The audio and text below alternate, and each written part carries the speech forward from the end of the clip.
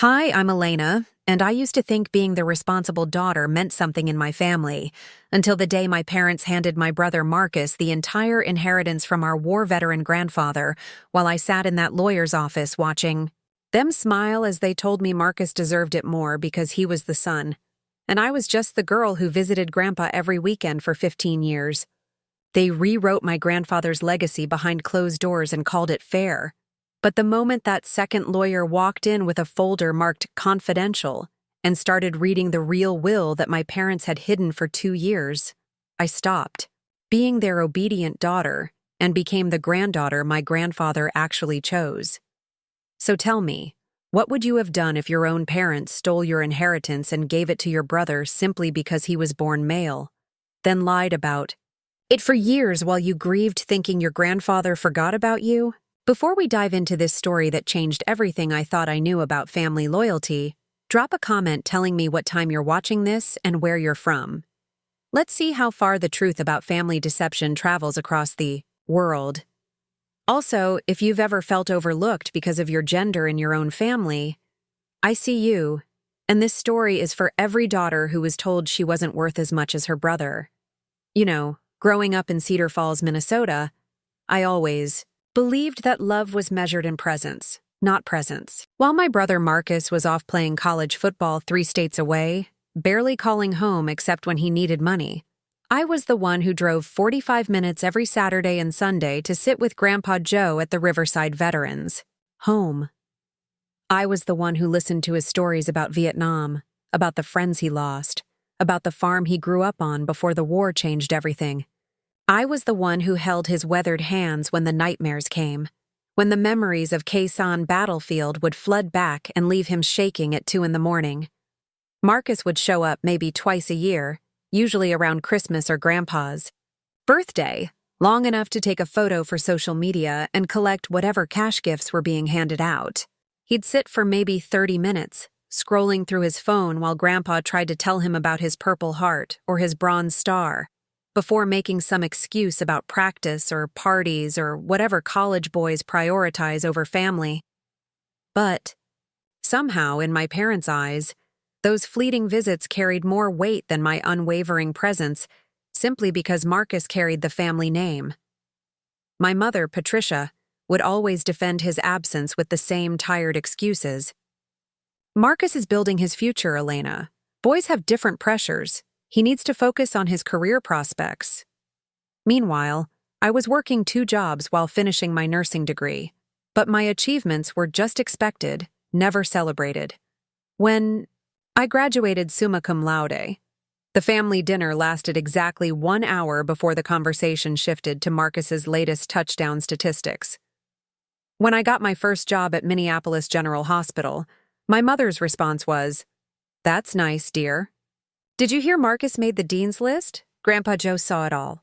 During our quiet Sunday afternoons, he'd shake his head and mutter, "That boy doesn't know the value of family. You do, Elena. You understand what matters." I thought he was just being a sweet grandfather, the way old men get sentimental about their granddaughters. I never imagined those words carried legal weight. The old man had stories that could fill libraries. He'd tell me about growing up during the Great Depression, how his father lost their family farm to the bank, how he enlisted in the army at 18 because it was the only way to send money home to his mother and sisters. He'd describe the weight of his rifle, the taste of fear before battle, the way the jungle humidity in Vietnam made everything stick to your skin like a second layer of death. But mostly, he talked about coming home to nothing, about building his life from scratch with hands that had learned to kill but remembered how to plant. He started with 20 acres of abandoned land outside Cedar Falls, soil that everyone said was too rocky, too stubborn for farming. But Grandpa Joe had patience that war had taught him and determination that poverty had forged. He cleared those rocks by hand, one by one, until he had fields that could feed a family. Over 40 years, he turned those 20 acres into 200, that broken farmhouse into a sprawling property that became the heart of our family gatherings. The land meant everything to him, but not because of its monetary value. It represented survival, resilience, the proof that a poor farm boy could come home from war and build something lasting. He'd walk me through the apple orchards he'd planted, showing me trees that were older than my parents, explaining how each variety served a different purpose, how you had to understand the soil and the seasons to make anything grow.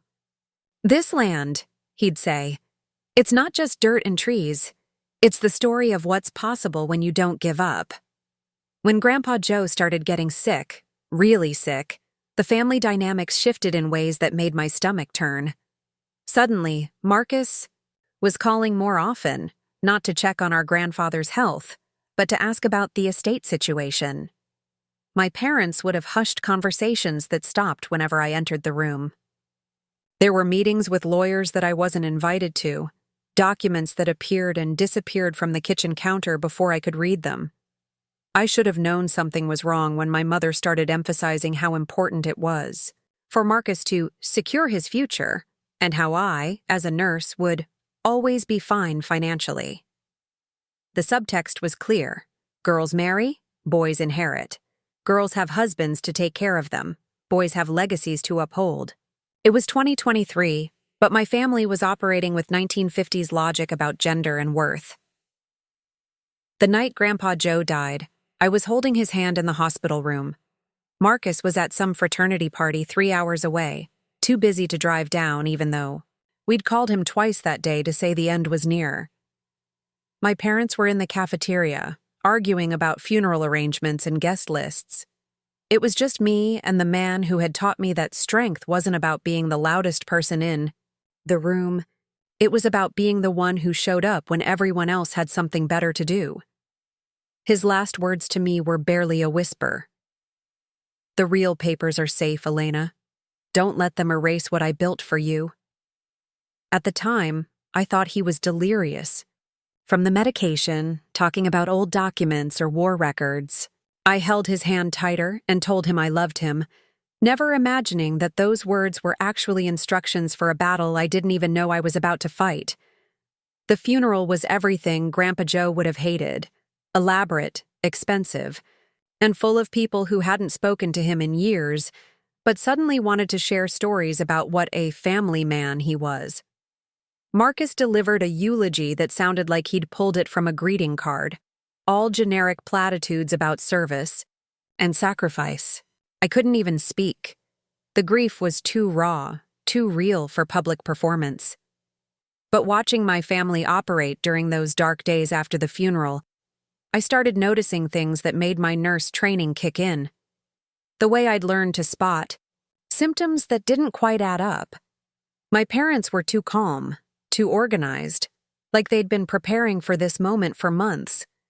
Marcus was asking detailed questions about property values and tax implications that seemed way too sophisticated for someone who'd barely paid attention to family matters. And there were phone calls, lots of them, usually taken in another room, with doors that closed a little too firmly. 3 weeks after the funeral, my mother called and asked me to meet them at Henderson and Associates, the law firm that had handled Grandpa Joe's affairs for over a decade. "Just some paperwork to sign, honey," she said, her voice carrying that artificially sweet tone she used when she was about to ask me to do something I wouldn't like. Nothing complicated, just finalizing some details about the estate. I should have brought my own lawyer. I should have asked more questions. I should have trusted the knot in my stomach that had been growing tighter every day since my grandfather's death. Instead, I showed up at that downtown office building, climbed to the 14th floor, and walked into what I thought would be a routine legal procedure. I had no idea I was walking into an ambush that would shatter everything I believed about the people who raised me. The meeting request came on a Thursday morning while I was finishing my shift at the hospital. I'd been up for 16 hours straight, dealing with a cardiac emergency that had kept the entire ICU on edge, when my phone buzzed with a text from my father. "Elena, we need to meet at Henderson and Associates tomorrow at 2 p.m. Important estate matters to discuss. Please don't be late. Mr. Henderson has limited availability." Something about the formality struck me as odd. Dad usually called me sweetheart or kiddo, even at 28 years old. The clinical tone felt rehearsed, like he'd written and rewritten the message several times before sending it.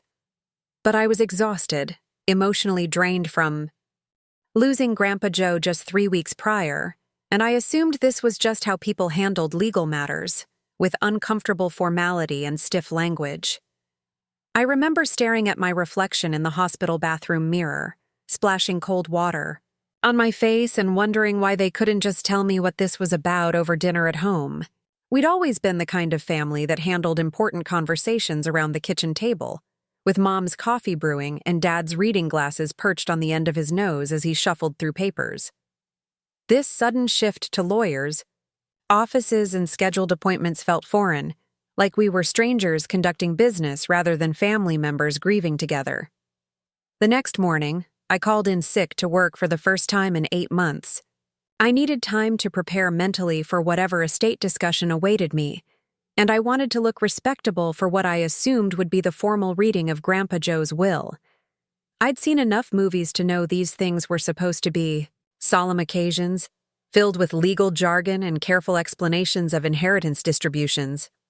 I spent an hour getting ready, choosing a black dress that seemed appropriately respectful, pinning my hair back in the neat bun that Grandpa Joe always said made me look professional and smart.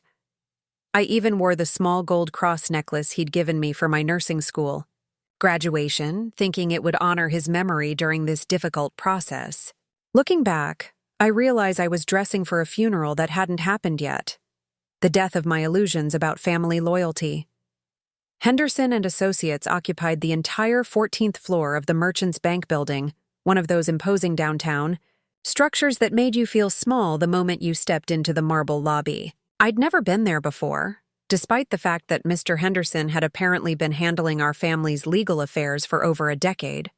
Grandpa Joe had always kept his business matters private, never involving me in discussions about wills, or estates, or property transfers. The elevator ride to the 14th floor felt endless, each floor number lighting up like a countdown to something I couldn't yet name. My stomach was churning with what I told myself was grief-related anxiety, but my body knew better. There's a difference between sadness and dread, between mourning and impending betrayal. Every instinct I'd developed as a nurse, every subtle warning signal I'd learned to recognize in patients who weren't telling the whole truth about their symptoms, was firing at once. The law office reception area looked like something from a magazine spread about success. All polished wood, leather-bound. Books and abstract art that probably cost more than my annual salary. The receptionist, a perfectly manicured woman in her 50s, greeted me with the kind of smile that never quite reached her eyes. "Elena Morrison? Mr. Henderson is expecting you. Your parents and brother are already here." That stopped me cold. Marcus was supposed to be in California for spring football training. He'd specifically told us during the funeral that he couldn't stay longer than 2 days because of mandatory team obligations. Yet here he was, somehow available for a meeting that had been scheduled with just 24 hours' notice. The logistics didn't add up, unless this meeting had been planned much further in advance than anyone had told me. I followed the receptionist down a hallway lined with portraits of distinguished-looking men in expensive suits, all, presumably, partners in the firm who had built their careers on handling other people's most important life transitions. The conference room she led me to was dominated by a massive oak table that could have seated 20 people, though today it held only 4 chairs, positioned with the kind of precision that suggested careful choreography. My parents were already seated, Dad in his best navy suit, and Mom wearing the black dress she'd bought for Grandpa's funeral. They looked up when I entered, their expressions carefully neutral in a way that immediately put me on edge. These weren't the faces of people preparing to share good news or even routine information. These were the faces of people steeling themselves for something unpleasant. Marcus was there too, clean-shaven and wearing a suit I'd never seen before, probably purchased specifically for this occasion. He stood up when I walked in, offering the kind of hug that felt more like a performance than genuine affection. "Hey, sis," he said, his voice carrying forced cheerfulness. "Thanks for making time for this." Making time for this? As if attending my own grandfather's estate meeting was some kind of favor I was doing for the family. As if I had a choice about whether or not to show up when my inheritance was being discussed. The phrasing felt wrong, like he was thanking me for attending his birthday party, rather than a legal proceeding that directly concerned my future. Mr. Henderson entered the room with the commanding presence of someone accustomed to delivering life-changing news on a regular basis. He was younger than I'd expected, maybe 45, with graying temples and the kind of expensive watch that spoke to a very successful legal practice. He carried a single manila folder, which seemed surprisingly thin for someone's entire life's worth of legal documentation.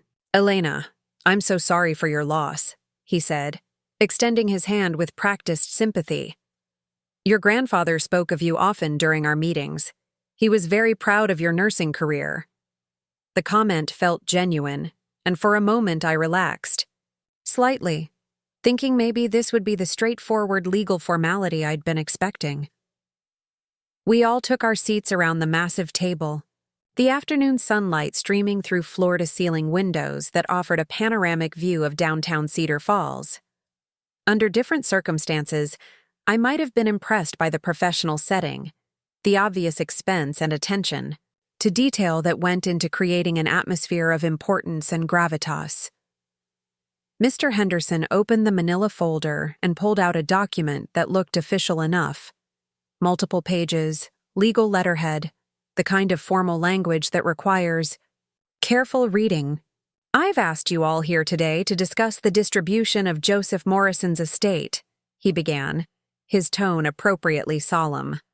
"As you know, Mr. Morrison was a man of considerable assets, primarily in the form of real estate holdings." I nodded, thinking about the 200 acres of farmland, the main house where Grandpa Joe had lived, the smaller cottage that had served as guest quarters during family gatherings, and the various outbuildings that supported what had once been a working farm. Even I knew that property in our area had appreciated significantly over the past decade, especially land that came with water rights and agricultural exemptions. "The estate has been valued at approximately $2.3 million, Mr. Henderson continued, and I felt my breath catch slightly. I'd known Grandpa Joe was comfortable, but I'd never imagined the full scope of what he'd built from that original 20 acres of rocky soil. $2.3 million represented a lifetime of careful stewardship, of transforming worthless land into something valuable through decades of hard work and smart decisions.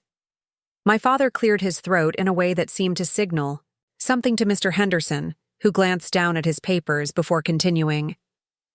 Mr. Morrison was very specific about his wishes regarding the distribution of his assets. He wanted to ensure that the family property would be maintained and properly managed for future generations. That phrase, properly managed, hung in the air like a warning I should have heeded.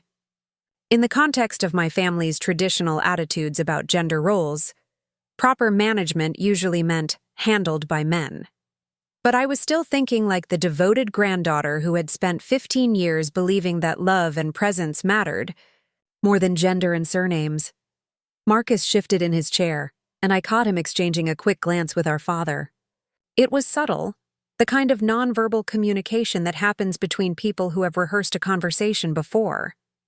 My nurse training kicked in again, the pattern recognition that helped me spot when family members weren't telling me the complete truth about a patient's condition. "Elena," Mr. Henderson said, turning toward me with what I now recognize as carefully practiced sympathy. "Your grandfather wanted you to know how much he appreciated your dedication to him during his final years. He spoke frequently about your visits, your compassion, and your commitment to his care. The setup was perfect. Acknowledge my contribution, validate my devotion, make me feel seen and appreciated before delivering whatever blow was coming next. It was emotional manipulation disguised as recognition, the kind of tactical sympathy that softens the target before the real damage begins. However, and that single word changed everything, Mr. Morrison felt that the responsibility of maintaining the family legacy should fall to Marcus, as the eldest son and the one who will carry on the Morrison family name. The room went completely silent, except for the barely audible hum of the air conditioning and the distant sound of traffic 14 floors below. I stared at Mr. Henderson, waiting for him to continue, waiting for the part where he explained what I would be receiving, what portion of my grandfather's love had been translated into legal terms. But he was done talking. That was it. That was my grandfather's entire legacy reduced to a single paragraph about family names and traditional responsibilities. 15 years of Saturday and Sunday visits, of holding his hand through nightmares, of listening to stories that no one else had time to hear, and my reward was being thanked for my service before being dismissed from the inheritance entirely. The silence stretched like a taut wire about to snap. I could hear my own heartbeat in my ears, the sound amplified by the shock that was slowly transforming into something much more dangerous. Clarity. Mr. Henderson had stopped talking, his hands folded neatly over the manila folder as if the matter was completely settled. My parents sat motionless, their faces arranged in expressions of sympathetic resignation, as if they were witnessing a natural disaster rather than participating in an orchestrated betrayal. Marcus, however, couldn't quite suppress the hint of satisfaction creeping across his features. He was trying to look appropriately solemn, but there was something in his posture, the way he'd straightened his shoulders, the slight forward lean that suggested ownership, that revealed his true feelings about this moment. He wasn't receiving an inheritance. He was claiming a prize he'd already counted as his own. "I'm sorry," I said slowly, my voice sounding strangely distant to my own ears. "Could you repeat that last part? About the family name?" Mr. Henderson glanced briefly at my father before responding, and in that millisecond of hesitation I caught the confirmation I'd been dreading. This wasn't a surprise to anyone else in the room. This was a performance they'd all rehearsed, probably multiple times, and I was the only one who hadn't been given the script. "Your grandfather felt very strongly about preserving the Morrison legacy," Mr. Henderson repeated, his tone carefully measured. "He believed that the property should remain in the family name, and that Marcus, as the male heir, would be best positioned to maintain and expand the estate's value over time." The male heir. In 2023, in a conference room overlooking a city where women ran hospitals and tech companies and held elected office, I was being told that my gender disqualified me from inheriting property that my own hands had helped maintain. I'd spent countless weekends helping Grandpa Joe repair fences, plant trees, and maintain the buildings that Marcus had inherited without lifting a finger. "What about Elena?" my mother asked. And for a split second I felt a surge of hope that maybe, just maybe, she was going to stand up for me. "Surely Joseph left something for Elena?" Mr. Henderson nodded gravely. Of course. Mr. Morrison was very thoughtful about Elena's future. He pulled out a second document, much shorter than the first. "Elena, you'll receive your grandfather's personal effects, his military medals, photographs, some furniture pieces he specifically mentioned, and a monetary gift of $15,000 to help with any outstanding student loans or professional expenses." $15,000. Out of a $2.3 million estate, I was being given $15,000 and some old photographs. The Purple Heart that I'd listened to him earn through stories of courage under fire, the bronze star that represented his service to a country that had sent him to hell and back. These weren't inheritance items. They were consolation prizes. Keepsakes. To remember the grandfather who had apparently remembered everyone except me when it came to his actual legacy. "That's very generous," my father said, his voice carrying forced enthusiasm. $15,000 will go a long way toward Elena's future, and those military honors are priceless family heirlooms. Priceless family heirlooms that couldn't pay for a house, couldn't secure my future, couldn't represent even 1% of what my grandfather had built with his own hands. I looked at my father, This man who had raised me to believe that hard work and dedication mattered more than gender, and realized he'd been lying to me my entire life. Not through his words, but through his silence, through his complicity in a system that valued my brother's existence over my devotion. Marcus finally spoke, and his words were perfectly calculated to sound humble while establishing his authority. Elena, I want you to know that I'll always consider this a family property. You'll always be welcome to visit, to bring your future family for holidays and gatherings. This will still be your childhood home. Your future family. As if my worth was entirely dependent on whatever man I might eventually marry. As if I couldn't possibly be trusted to own property in my own right. And the promise to let me visit the land where I'd spent every weekend for 15 years. Visit, like a guest, like someone with no legitimate claim to the place where I'd learned to drive a tractor, where I'd helped birth calves, where I'd spread my grandfather's favorite fertilizer on apple trees that I'd helped him plant. That's so thoughtful, Marcus, my mother chimed in, beaming at her son as if he'd just offered to donate a kidney rather than graciously allowing me access to my own family heritage. Elena, isn't that wonderful? You'll always have a place here. No matter what. The setup was becoming clearer with every word they spoke. This wasn't just about the inheritance. This was about rewriting the entire narrative of my relationship with my grandfather, my family, my own history. They were positioning Marcus as the generous benefactor who would graciously allow me to remain connected to my childhood, rather than acknowledging that I had earned my place in that house through 15 years of unwavering presence. I thought about all those Sunday afternoons when Marcus was conspicuously absent, all those holidays when he'd leave early to hang out with friends, all those times when Grandpa Joe had needed help with something heavy or complicated, and I was the one who showed up with work gloves and determination. None of that mattered now. None of that had translated into legal recognition or financial security, or even basic respect for my contribution to preserving what Marcus was now inheriting. Mr. Henderson, I said carefully, could I see the actual will document? I'd like to read my grandfather's exact words about this decision. The atmosphere in the room shifted immediately, like the moment when a patient's vital signs start showing irregularities that everyone can sense, but no one wants to acknowledge.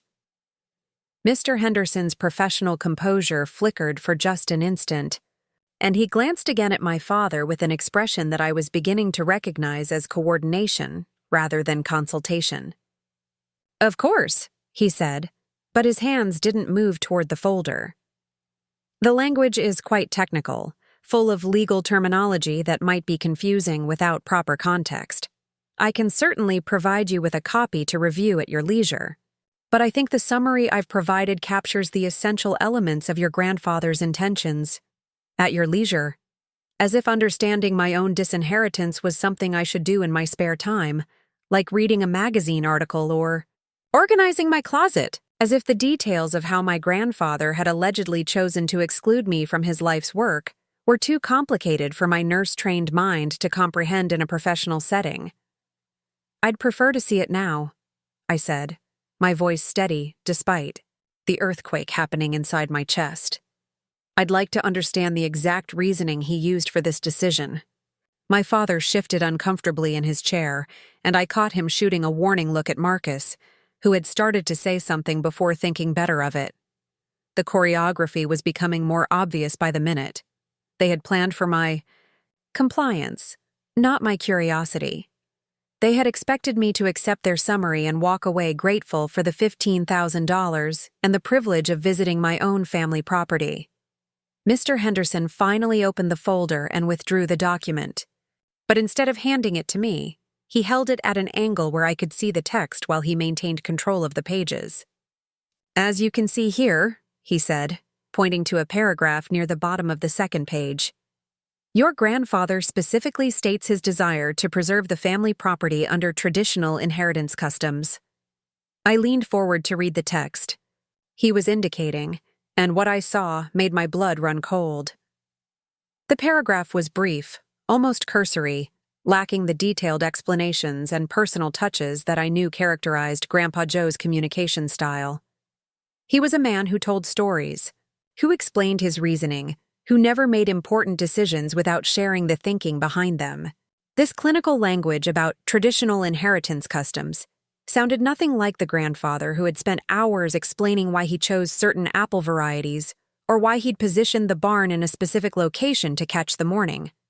"Son, this doesn't sound like him," I said quietly, more to myself than to anyone else in the room. Grandpa Joe never used phrases like traditional inheritance customs. He would have explained his reasoning, told me directly why he was making this choice. The silence that followed my observation was deafening. 4 people in expensive clothing sitting around a conference table that cost more than most people's cars, and no one could think of anything to say to address my very reasonable concern about the language that was supposedly dictating my future. Marcus was the first to recover, and his response revealed more than he probably intended. "Elena, you're overthinking this. Grandpa was getting old, and lawyers help people express their wishes in proper legal language. Just because it doesn't sound exactly like his everyday conversation doesn't mean it's not legitimate." But I wasn't overthinking anything. I was finally thinking clearly for the first time since I'd walked into this marble and mahogany trap. The man who had told me stories for 15 years, who had explained every decision from crop rotation to property maintenance with detailed reasoning and personal anecdotes, had supposedly left me a will that contained no personal message, no explanation, no acknowledgement of our relationship beyond a brief mention of my dedication. Something was very, very wrong with this picture. The moment I voiced my concern about the language in the will, the entire energy of the room shifted like a storm front moving across the prairie. Mr. Henderson's polished composure cracked just enough for me to see the man behind the professional facade, someone who looked distinctly uncomfortable with the direction this conversation was taking. He glanced at his expensive watch, a gesture that might have seemed natural if he hadn't. "Already done it 3 times in the past 10 minutes. Elena," my mother said with forced lightness, "I think you're letting your emotions cloud your judgment. Grief can make us question things that are perfectly straightforward. Your grandfather loved you very much, but he was also practical about family responsibilities." Family responsibilities. The phrase hit me like a physical blow because I suddenly understood what it really meant in the context of my family's value system. It meant that caring for an aging veteran through weekend visits, medical appointments, and emotional support wasn't a responsibility. It was just what women were expected to do naturally, without recognition or reward. Real responsibility, the kind that came with legal recognition and financial compensation, was apparently reserved for men who showed up twice a year with their hands outstretched. I looked directly at Mr. Henderson, ignoring my mother's attempt to redirect the conversation. "I'd like to read the entire document myself, not just the paragraph you're showing me. And I'd like to see the date it was signed and witnessed." The request was reasonable, the kind of due diligence that anyone would expect when dealing with a substantial inheritance. But the way everyone in the room reacted, you would have thought I'd demanded to perform surgery on the conference table. My father's face darkened. Marcus shifted uncomfortably in his chair, and my mother let out a small sigh that was clearly meant to convey how difficult I was being. Mr. Henderson hesitated for a long moment before sliding the document across the table to me. "Of course, Elena. Though I should mention that the legal language can be quite complex, and without proper training in estate law, it's easy to misinterpret the technical requirements." The condescension in his voice was unmistakable. Here was a man explaining to a registered nurse, someone who read complex medical charts, interpreted lab results, and made life or death decisions based on technical documentation.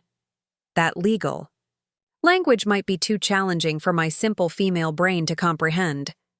I picked up the will and began reading from the beginning, and what I discovered made my hands shake with something that was part rage and part disbelief. The document was dated just 6 months before Grandpa Joe's death, which meant it had been created during the period when his dementia was beginning to affect his cognitive function. I knew this because I was the one driving him to neurologist appointments, the one sitting in waiting rooms while doctors explained the progression of his condition, the one who had watched him struggle to remember names and dates that had once been crystal clear in his mind. But that wasn't the worst part. The worst part was what I found when I looked closely at the signature page. The handwriting that was supposed to be my grandfather's looked nothing like the careful script I'd seen on birthday cards and Christmas gifts for nearly 3 decades. The signature was shaky, uncertain, completely different from the confident penmanship that had characterized every piece of correspondence I'd ever received from him. "This signature," I said slowly, holding the document up to the light streaming through the conference room windows. "This doesn't look like Grandpa Joe's handwriting." The silence that followed was so complete that I could hear the heating system cycling on in the background. 4 adults sitting around a conference table, and no one seemed able to provide a simple explanation for why my grandfather's signature looked like it had been written by a different person entirely. Marcus broke the silence with a laugh that sounded forced and hollow. "Elena, the man was dying. His hands were shaking. His motor control was failing. Of course, his signature looks different than it did when he was healthy." But I remembered those final weeks in the hospital, remembered holding those same hands that Marcus was now claiming were too weak to write properly. Grandpa Joe's fine motor control had remained intact almost until the end, one of the small mercies that sometimes accompany certain types of decline. He'd been able to write thank you notes to the nursing staff just days before his death, and his handwriting in those notes was unmistakably his own. I looked more closely at the witness. Signatures and another piece of the puzzle fell into place. Both witnesses were listed as employees of Henderson and Associates, which wasn't unusual in itself, but their signatures were dated on a Tuesday afternoon at 2:30 p.m. I remembered that Tuesday clearly because it was the day I'd taken Grandpa Joe to his cardiologist appointment. We'd been sitting in Dr. Reynolds's office at exactly 2:30 p.m., discussing medication adjustments and treatment options for the next phase of his care. "Mr. Henderson," I said, my voice steadier than I felt. "According to this document, my grandfather signed his will on Tuesday, March 15th at 2:30 in the afternoon. But that's impossible because he was with me at his cardiologist appointment at that exact time. I have the medical records to prove it." The color drained from Mr. Henderson's face so quickly that for a moment I thought he might actually faint. My father started to say something, but I held up my hand to stop him. I wasn't finished. "And there's something else," I continued, flipping to the page that outlined the property distribution. "This will states that Marcus should inherit the property because he's demonstrated superior judgment in financial matters and property management. But Marcus has never managed any property in his life. He's never even balanced his own checkbook. Mom still handles his bank accounts and credit card payments." That last detail was something I knew because my mother had complained about it countless times over family dinners, wondering aloud when her 26-year-old son was going to take responsibility for his own financial affairs. Marcus had never owned property, never managed investments, never demonstrated any particular aptitude for financial planning beyond spending the allowance that our parents continued to provide. "Elena, you're being ridiculous," my father said, his voice carrying a sharpness I'd never heard directed at me before. "Your grandfather's mental state was perfectly clear when he made these decisions. Just because you don't like the outcome doesn't mean you can question the legitimacy of his choices." But I was questioning more than the choices now. I was questioning everything about this entire situation, from the hastily arranged meeting to the convenient absence of any family discussion about estate planning, to the fact that I'd never seen this will before today, despite being the family member who spent the most time with Grandpa Joe during his final year. "Dad," I said quietly, "when exactly did Grandpa Joe discuss this will with you? Because in all the hours I spent with him, he never once mentioned changing his estate plan or having concerns about my ability to manage inherited property." The question hung in the air like smoke from a fire that no one wanted to acknowledge. My father's jaw tightened, and he exchanged another one of those meaningful glances with Marcus that confirmed what I was beginning to suspect. They knew something I didn't, and they'd known it for much longer than they were admitting. My mother tried to smooth over the growing tension with her usual diplomatic approach. "Elena, sweetheart, your grandfather had many private conversations about his affairs. It wouldn't be appropriate for him to discuss every detail of his estate planning with everyone in the family. These are complex matters that require careful consideration. Complex matters that somehow excluded the family member who had the most intimate knowledge of his daily life, his health condition, his mental state, and his true feelings about family relationships. Complex matters that had been resolved without input from the person who had been managing his medication schedule, coordinating his medical care, and serving as his primary emotional support system." I looked at the will again, focusing on the section that described the reasoning behind the inheritance distribution. The language was clinical, impersonal, filled with legal terminology that bore no resemblance to the way my grandfather actually spoke about family, loyalty, or legacy. This wasn't the voice of a man who told stories about every decision, who explained his thinking in detail, who never made important choices without sharing his reasoning with the people he loved. "Mr. Henderson," I said, "I'd like to request copies of all documents related to this estate, including any previous wills, codicils, or amendments that might have been filed. I'd also like the contact information for the medical professionals who evaluated my grandfather's mental competency at the time this will was signed." The request was completely reasonable from a legal standpoint, but the way everyone reacted, you would have thought I'd just accused them all of federal crimes. Mr. Henderson's professional mask slipped entirely, revealing something that looked very much like panic. My parents stared at me as if I'd suddenly sprouted horns, and Marcus actually pushed his chair back from the table as if he needed to put physical distance between himself and the conversation that was unfolding. "Elena," my mother said in the tone she'd once used when I was 7 years old and had tracked mud through her clean kitchen, "I think you need to stop this right now. You're embarrassing yourself and disrespecting your grandfather's memory." But I wasn't embarrassing myself. I was finally asking the questions that should have been asked months ago, questions that any reasonable person would ask when presented with an inheritance distribution that made no logical sense based on the relationships and contributions involved. I was doing what Grandpa Joe had taught me to do when something didn't add up. I was looking for the truth, even when the truth was uncomfortable for everyone involved. The man who had spent 15 years teaching me about integrity, about standing up for what was right even when it was difficult, would have expected nothing less from the granddaughter he'd raised, to think critically and question everything that didn't make sense, and nothing about this situation made sense. The moment I requested documentation and medical records, the room transformed into a theater of manipulation so polished that I almost wondered if they'd rehearsed this exact scenario. My father was the first to launch into damage control, his voice taking on the patronizing tone he'd used when I was a teenager, challenging his authority about curfew or college choices. "Elena, honey, I'm concerned about you," he said, leaning forward with an expression of fatherly worry that might have been convincing if I hadn't just caught them red-handed with a forged will. "This kind of paranoid thinking isn't like you. Maybe the stress of losing Grandpa Joe is affecting your judgment more than you realize." Paranoid thinking.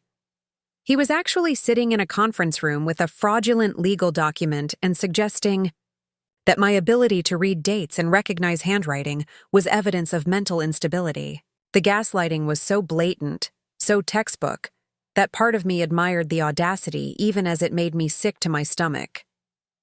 My mother joined the performance with the kind of concerned compassion that would have seemed genuine to anyone who hadn't just watched her participate in stealing my inheritance. "Sweetheart, grief affects people in different ways. Sometimes it makes us see conspiracies where there are just painful realities. Your grandfather loved you, but he also had to make difficult decisions about the future of his property, She reached across the table as if to take my hand, but I pulled back instinctively. The gesture was perfectly calculated, maternal concern wrapped around manipulation, designed to make me feel guilty for questioning their obvious lies. It was the same tactic she'd used throughout my childhood whenever I'd caught her in an inconsistency, redirecting the conversation to my emotional state rather than addressing the actual issue I'd raised. Mr. Henderson decided to join the psychological assault with professional authority. Elena, I've been practicing estate law for over 20 years, and I've seen this kind of reaction before. Family members who feel they deserved more sometimes convince themselves that there must have been some kind of mistake or fraud. It's a natural psychological defense mechanism. The condescension was breathtaking. A lawyer who had just presented me with a will containing a forged signature and an impossible timeline was explaining to me that my objections were the result of psychological dysfunction rather than basic observation skills. He was using his credentials and experience to gaslight me into questioning my own perceptions, a tactic that probably worked on people who hadn't spent years training to notice when patients weren't telling the truth about their symptoms. Marcus took a different approach, opting for the wounded brother routine that he'd perfected during childhood whenever he got caught doing something he shouldn't have. Elena, this is really hurtful. I never asked for this inheritance, and I certainly never expected you to accuse me of being part of some kind of fraud. I'm your brother. How can you think I would do something like this to you? The performance was masterful in its simplicity. Position himself as the innocent victim of my unreasonable accusations while completely ignoring the actual evidence I'd presented. Make it about hurt feelings rather than forged documents. Appeal to family loyalty while participating in the systematic theft of my grandfather's legacy. It was manipulation disguised as vulnerability, and it might have worked if I hadn't just spent the last 30 minutes watching him lie to my face. Elena, my father continued, his voice taking on the stern authority that had once made me back down from arguments I knew I was right about. Your grandfather specifically asked us to make sure this transition went smoothly. He was worried that you might react emotionally to his decision, which is why he asked us to handle the legal matters and help you understand his reasoning. The rewriting of history was happening in real time. According to my father, Grandpa, Joe had not only made the decision to disinherit me, but had specifically predicted that I would react emotionally, implying irrationally, to his choice. This conveniently explained why they'd handled everything without my input, and why my objections to obvious fraud should be dismissed as feminine hysteria rather than legitimate legal concerns. He said you'd always been too attached to the property, my mother added sadly, as if she were delivering painful news rather than creating fiction. He worried that you saw it as some kind of romantic family legacy instead of understanding the practical business decisions that needed to be made. Too attached to the property. The place where I'd spent every weekend for 15 years was now being characterized as an unhealthy obsession rather than genuine devotion. My dedication to maintaining the land, helping with repairs, and preserving what my grandfather had built was being reframed as emotional instability that disqualified me from inheritance. Mr. Henderson nodded gravely, as if my parents had just provided crucial insight into my psychological unfitness. Family property can become emotionally charged, especially for family members who've spent significant time there.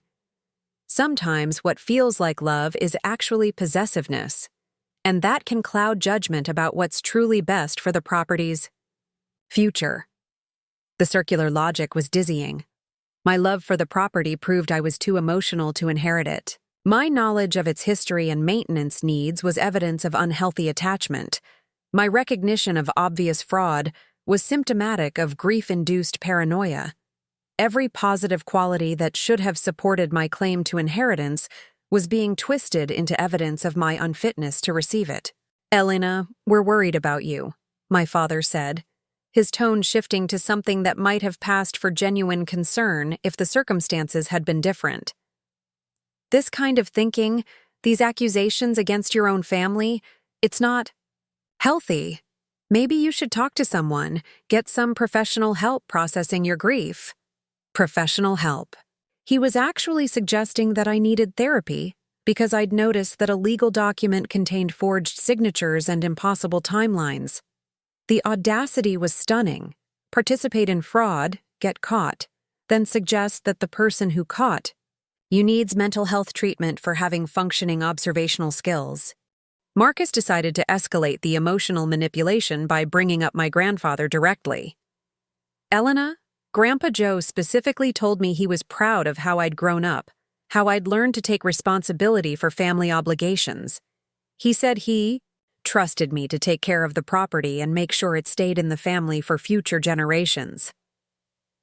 The lie was so elaborate, so detailed, that it almost impressed me.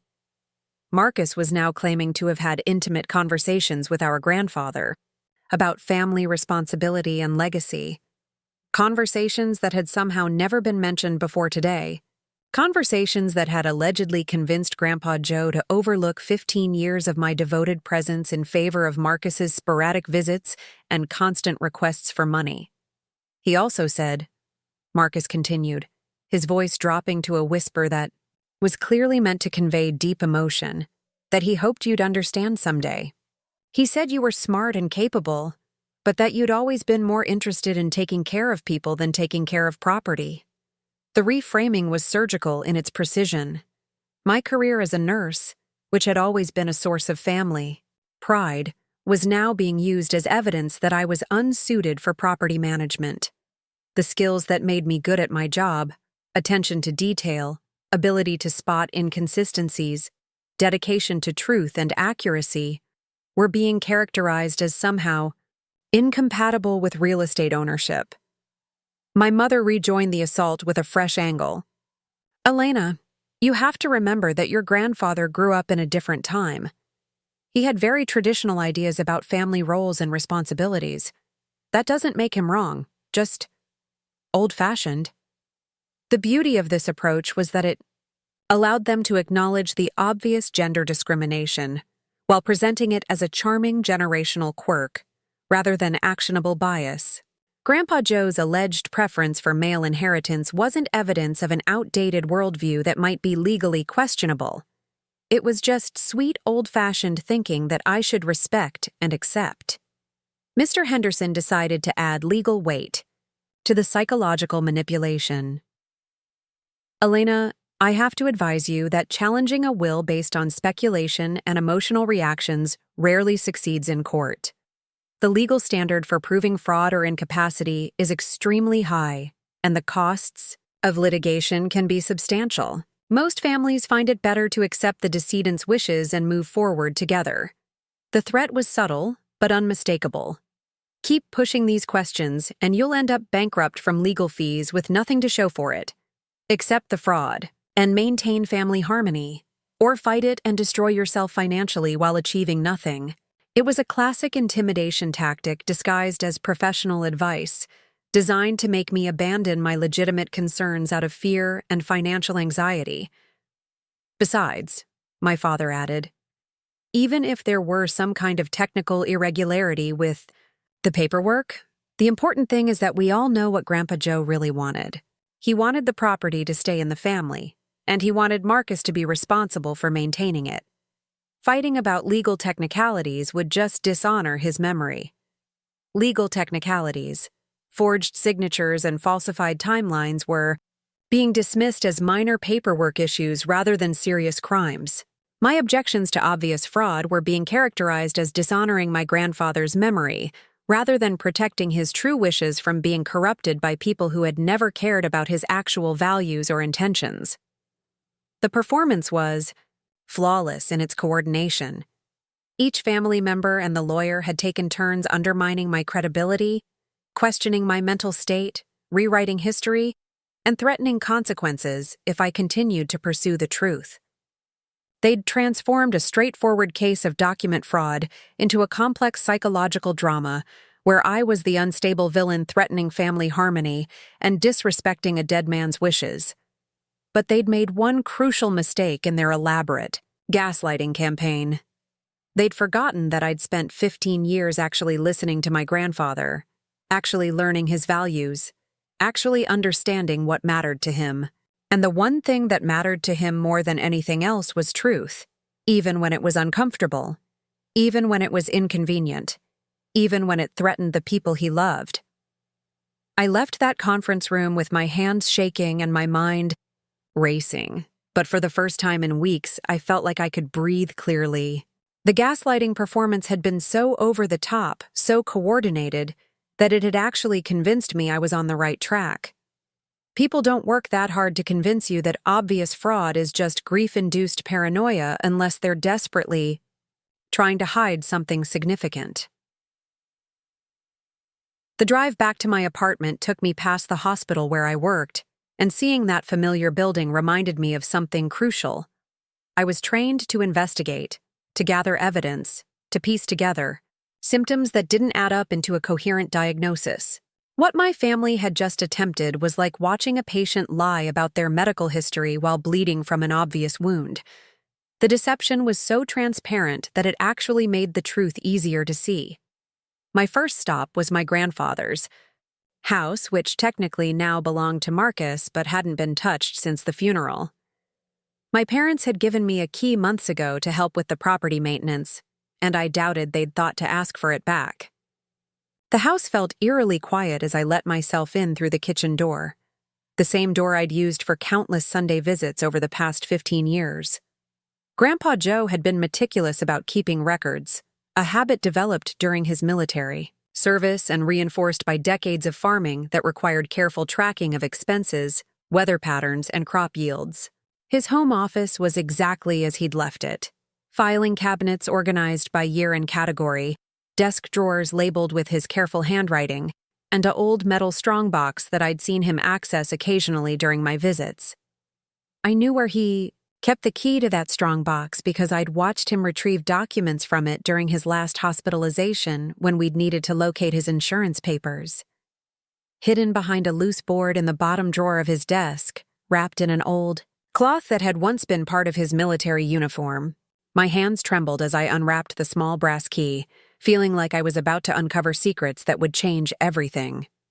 The strongbox contained exactly what I'd hoped to find: copies of multiple wills, correspondence with lawyers, and medical records that told a story completely different from the one my family had presented in that conference room. The most recent legitimate will was dated 3 years earlier, when Grandpa Joe's mind was still sharp and his handwriting was unmistakably his own. This document left the bulk of his estate to me, with smaller bequests to Marcus and my parents, along with a detailed explanation of his reasoning. The letter attached to this will was written in my grandfather's distinctive script, and reading it felt like hearing his voice again. Elena has shown the kind of dedication to family and land that I value most. She understands that property is not just an asset to be managed, but a legacy to be preserved. Her commitment to caring for me and maintaining our family traditions proves she will honor what I've built here. But there was more. Buried beneath the legitimate will were medical records from Grandpa Joe's neurologist, Dr. Sarah Chen, documenting the progression of his cognitive decline over his final year. According to these records, by the time the fraudulent will was supposedly signed, my grandfather was experiencing significant memory loss and confusion that would have made him legally incompetent to make major financial decisions. The medical files also contained something that made my blood run cold. Notes from Dr. Chen expressing concern about family members pressuring patient regarding estate decisions, and recommendations for a competency evaluation that had apparently never been completed. The doctor had specifically noted that my grandfather seemed anxious about family visits from people other than Elena, and that he'd mentioned feeling pressured to sign papers that he didn't fully understand. I photographed every document with my phone, creating a digital backup that my family couldn't destroy or claim had been misinterpreted. The evidence was overwhelming. Medical records proving incompetency, a legitimate will that contradicted the fraudulent one, and documented concerns from healthcare professionals about elder abuse and financial manipulation. My next stop was Dr. Chen's office, where I requested copies of all medical records related to my grandfather's care during his final year. As his primary caregiver and medical proxy, I had legal access to these documents, though I suspected my family didn't realize how much information I could legally obtain. Dr. Chen remembered me clearly from our many appointments together, and, when I explained what had happened with the will, her expression grew troubled. "Elena, I have to tell you, I was very concerned about your grandfather's mental state during his final months. He was showing clear signs of cognitive impairment that would have made him vulnerable to financial exploitation." She pulled up his file on her computer and showed me entries that painted a disturbing picture. Multiple appointments where Grandpa Joe had seemed confused about recent events, inability to remember conversations from previous visits, and most, damning of all, specific notes about his fear that people are trying to trick me into signing things. "I actually tried to contact Adult Protective Services about my concerns," Dr. Chen admitted. "But your grandfather became very agitated when I mentioned involving outside authorities. He kept saying that Elena would protect him, that Elena was the only one he trusted. I thought as long as you were involved in his care, he would be safe from exploitation." The revelation hit me like a physical blow. My grandfather had been reaching out for help, trying to tell his doctor that people were pressuring him to sign documents, and I'd been completely unaware because my family had carefully managed what information I received about his medical appointments and concerns. Dr. Chen agreed to provide written documentation of my grandfather's mental state during the time frame when the fraudulent will was allegedly signed. Her professional opinion was unambiguous. Joseph Morrison lacked the cognitive capacity to understand complex legal documents or make informed decisions about estate planning during his final 6 months of life. Armed with this medical evidence, I contacted a probate attorney who specialized in elder fraud cases. Margaret Whitfield's office was smaller than Henderson and Associates, but her reputation for taking on difficult inheritance disputes was exactly what I needed. When I showed her the documents I'd discovered, her reaction was immediate and decisive. "Elena, this is one of the clearest cases of estate fraud I've seen in 20 years of practice," she said, spreading the evidence across her desk.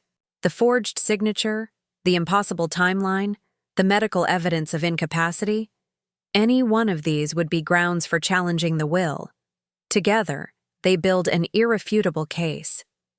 She explained that we could file a formal challenge to the fraudulent will while simultaneously pursuing criminal charges for elder abuse and financial exploitation. The evidence was strong enough that she was willing to take the case on a contingency basis, meaning I wouldn't have to pay legal fees, unless we won. But Margaret also warned me about what was coming next. "Your family is going to escalate their efforts to discredit you and hide evidence. They'll probably claim you're lying about the medical records, that you're manipulating the situation for financial gain. Be prepared for them to get desperate and dangerous."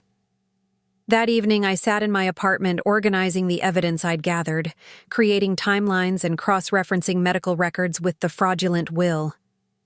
The picture that emerged was of systematic elder abuse that had been planned and executed over months, with my family carefully isolating my grandfather from outside oversight while pressuring him to sign documents he couldn't understand.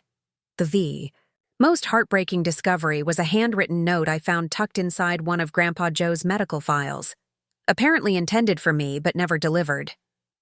"Elena, if something happens to me, don't trust the papers they want you to sign. The real will is in the strongbox. You were always the daughter of my heart." The transformation from grieving granddaughter to strategic prosecutor happened gradually, then all at once. Margaret Whitfield had given me clear instructions. Document everything. Communicate only in writing, and resist any attempts by my family to meet in person where conversations couldn't be recorded. What my family had done was criminal, and criminals often make their worst mistakes when they feel cornered. I started by creating multiple copies of all evidence, storing them in different locations that my family couldn't access. Digital copies. Went to a secure cloud storage account, physical copies to a safe deposit box at a bank across town, and additional copies to Margaret's office. If my family attempted to destroy evidence or claim documents had been fabricated, we'd have backups that established a clear chain of custody. The next step was strategic communication designed to prompt my family into revealing more about their fraud. Margaret had taught me that guilty parties often incriminate themselves when they think they're being clever, so we crafted a carefully worded email that would appear innocent while actually setting a trap. The message I sent to my parents and Marcus was simple. I've been thinking about our meeting at Henderson and Associates, and I'd like to better understand Grandpa Joe's decision-making process during his final months. Could you help me understand when exactly he expressed concerns about my ability to manage the property? I'd also appreciate knowing more about the conversations Marcus mentioned having with him about family responsibility. The email was perfectly calculated. It gave them an opportunity to elaborate on their lies while creating a written record of their deception. Margaret had explained that fraudsters typically can't resist adding details to their fabricated stories, and those additional details often contain contradictions that expose the underlying lies. Marcus responded first, within 2 hours, and his reply was exactly what we'd hoped for. A lengthy email describing multiple detailed conversations with Grandpa Joe that he claimed had taken place over the past year. He wrote about discussions of property values, farming strategies, and long-term family planning that would have required extensive knowledge of real estate and agriculture that Marcus had never possessed. My parents' response came the following day, and it was even more revealing. They provided specific dates and times when they claimed Grandpa Joe had expressed concerns about my emotional attachment to the property, including conversations that I knew couldn't have happened because I had been present during the time periods they mentioned. But the most damaging response came from an unexpected source. Mr. Henderson, apparently feeling the need to reinforce his professional credibility, sent me a follow-up email explaining that he had conducted extensive consultations with my grandfather to ensure his mental competency at the time of signing. This was particularly interesting because Dr. Chen's medical records showed no communication between her office and Henderson and Associates during the relevant time period. Margaret reviewed these responses with the satisfaction of a prosecutor who had just received a confession. Elena, they've just provided written documentation of their conspiracy. Marcus is claiming conversations that would have required knowledge he doesn't possess. Your parents are providing alibis that you can disprove with your own testimony. And Henderson is claiming professional due diligence that directly contradicts the medical evidence. The next phase of our strategy involved gathering additional evidence from sources my family wouldn't expect. Margaret had discovered that Henderson and Associates had security cameras in their office building, and she filed a formal request for footage from the date when the fraudulent will was supposedly signed. The building management was required to preserve the recordings once they received notice of potential legal proceedings. I also contacted the bank where my grandfather had maintained his accounts for over 30 years. As his medical proxy, I had access to his financial records, and what I discovered was a pattern of unusual activity during his final months. Large withdrawals that he would never have made, payments to Henderson and Associates that coincided with the creation of the fraudulent will, and most tellingly, a failed attempt to access his safe deposit box on the same day the will was allegedly signed. The bank's security footage showed my father attempting to access Grandpa Joe's safe deposit box using a power of attorney document that the bank manager had refused to accept because it appeared to have been altered. This footage, combined with the attempted access date matching the fraudulent will signing, created a timeline that exposed the entire conspiracy. Margaret also advised me to take protective measures for my own safety and security. Families involved in major financial fraud sometimes escalate to intimidation or worse when they realize their crimes are being exposed. I changed the locks on my apartment, installed a security system, and began documenting any unusual contact from family members or unknown individuals. The strategic preparation also included building a network of witnesses who could testify about my grandfather's true mental state, and his genuine feelings about family relationships. I contacted nurses from the veteran's home who had observed our weekly visits, social workers who had been involved in his care, and even neighbors who had witnessed my consistent presence at his property. Each witness painted the same picture: a devoted granddaughter who had earned her inheritance through years of genuine care and attention, contrasted with other family members who had shown interest only when financial benefit was involved. Several witnesses specifically remembered my grandfather expressing frustration with family members who only visited when they wanted something. Margaret helped me understand that our strongest strategy wasn't just proving the fraud, but also demonstrating the authentic relationship that would have motivated my grandfather's true wishes. Juries respond to genuine emotion and real relationships, she explained. Your family has legal documents, but you have a 15-year pattern of behavior that speaks to authentic love and care. We decided to take depositions from key witnesses before filing formal charges, giving us sworn testimony that my family couldn't later dispute or influence. Dr. Chen's deposition was particularly powerful, as she testified about specific instances when my grandfather had expressed trust in me while showing fear and confusion about pressure from other family members. The final element of our strategic response was preparing for my family's inevitable counterattack.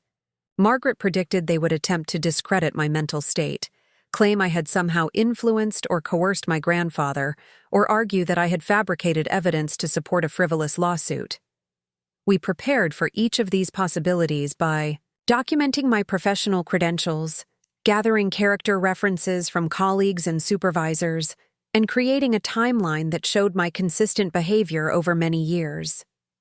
The truth has a coherence that lies lack, Margaret reminded me. Their story will keep changing as we expose new evidence, but your story will remain consistent because it's based on what actually happened. By the end of this preparation phase, we had built a case that Margaret described as prosecutorial quality. We had documentary evidence, medical testimony, witness statements, security footage, and a clear motive for the fraud. More importantly, we had transformed what started as a family dispute into a criminal case that would have consequences extending far beyond just the inheritance distribution. The final step was deciding how to confront my family with the evidence we'd gathered. Margaret recommended a formal legal notice that would give them one opportunity to voluntarily rectify the fraud before we pursued criminal charges and civil litigation. Elena, she said as we prepared the confrontation documents, you're about to give them a choice. Confess and attempt to make amends, or fight this battle in court where all their lies will be exposed in public record. Either way, you're no longer the victim in this situation. You're the person with the power to determine how this story ends. The meeting I requested took place in a neutral conference room at Margaret's law firm, with recording equipment visible on the table and a court stenographer present to document every word. I had learned from my grandfather's military stories that the key to winning any battle was choosing your battlefield, and this time I controlled the terrain completely. My family arrived looking like they were attending another routine legal proceeding, the same confident expressions they'd worn when they thought they were successfully stealing my inheritance. Marcus wore his expensive suit again, my parents dressed in their funeral attire as if preparing for another solemn occasion where they could manipulate emotions and control narratives. Margaret opened the meeting with professional formality that immediately established the serious nature of what was about to unfold. Thank you all for coming. Elena has requested this meeting to address significant concerns that have arisen regarding the estate of Joseph Morrison. Before we begin, I want to make it clear that this conversation is being recorded and transcribed for potential use in legal proceedings. The mention of legal proceedings caused the first crack in their composure. My father's confident smile faltered slightly, and my mother glanced nervously at Mr. Henderson, who had accompanied them presumably to provide legal protection. Marcus maintained his arrogant expression, but I noticed his hands fidgeting with his cufflinks in a way that betrayed his anxiety. Elena, my father began with forced joviality, I'm not sure why we need all this formal documentation for a family discussion. Surely we can work out any misunderstandings without involving lawyers and court reporters. I looked directly at him with the calm steadiness I'd learned during 15 years of managing medical crises. Dad, this stopped being a family discussion. The moment you participated in forging legal documents and stealing my inheritance, we're here to discuss crimes, not misunderstandings. The word crimes hung in the air like a thunderclap. The comfortable fiction they'd been maintaining about this being a simple estate dispute evaporated instantly, replaced by the stark reality that they were facing criminal accusations with documented evidence. Margaret placed the first folder on the table. Let's start with the medical evidence. Dr. Sarah Chen has provided sworn testimony that Joseph Morrison was mentally incompetent during the time frame when this will was allegedly signed. Her medical records show clear cognitive decline that would have made him legally incapable of understanding complex financial decisions. She opened the folder to reveal Dr. Chen's detailed notes, including the specific entry about Grandpa Joe's fear that people are trying to trick me into signing things. My mother's face went pale as she recognized the implications of having their manipulation documented by a medical professional. Furthermore, Margaret continued, we have security footage from Henderson and Associates showing that no one matching Joseph Morrison's description entered the building on the date this will was supposedly signed. However, we do have footage of Marcus Morrison and Patricia Morrison meeting with Mr. Henderson on that same date. The second folder contained still images from the security cameras, showing Marcus and my mother in Henderson's office at the exact time when Grandpa Joe was supposedly signing his will 30 miles away. The timeline deception was exposed with photographic evidence that couldn't be explained or rationalized. Mr. Henderson tried to intervene with professional authority. These are serious accusations that my firm categorically denies.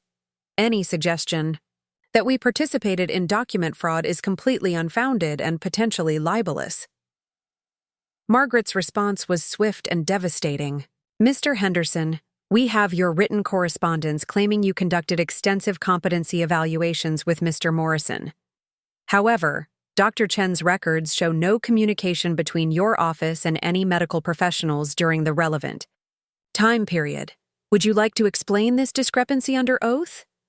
The trap was perfect. Henderson had lied in writing about conducting due diligence he'd never performed, and now faced perjury charges if he continued the deception or professional destruction if he admitted the truth.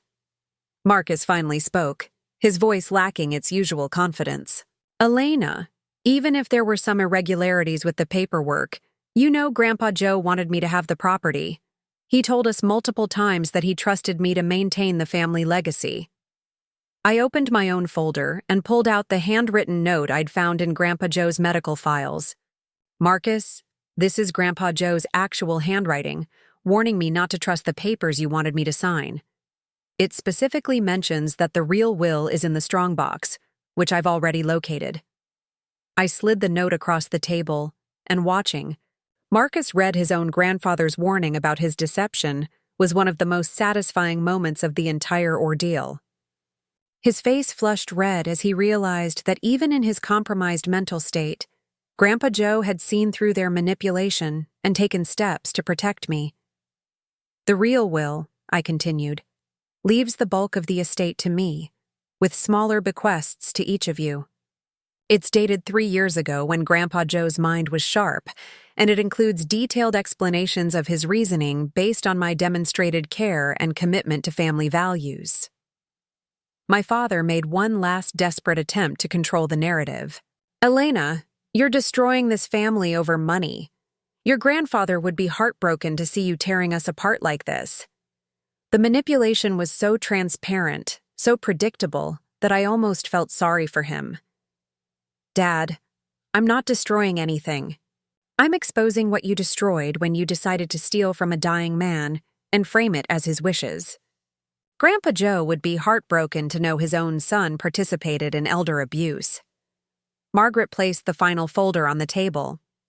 We also have bank records showing unusual financial activity on Joseph Morrison's accounts, including attempted, unauthorized access to his safe deposit box, The timing of these activities corresponds directly with the creation of the fraudulent will. The evidence was overwhelming, undeniable, and completely documented. Every lie they'd told, every manipulation they'd attempted, every illegal action they'd taken was now exposed with professional testimony and physical proof.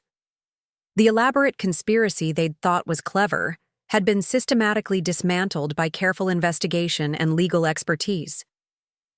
My mother broke the silence with tears that might have been genuine remorse or calculated performance. "Elena, we never meant for it to go this far. We thought Marcus would be better suited to handle such a large inheritance." "Mom," I said quietly, "you didn't think I was unsuited for inheritance. You thought I was unsuited for respect. There's a difference," Mr. Henderson whispered urgently with my parents, and I could see the moment when reality finally penetrated their denial. They were facing criminal charges, civil litigation, professional destruction for Henderson, and public exposure of their elder abuse conspiracy. Marcus was the first to crack completely. "What do you want from us, Elena? What's it going to take?" "To make this go away?" Margaret answered before I could respond. "Mr. Morrison, this is a criminal matter now. The question isn't what Elena wants. The question is whether you're going to cooperate with authorities or continue lying until you face federal charges for elder abuse and financial exploitation." The power dynamic had shifted completely.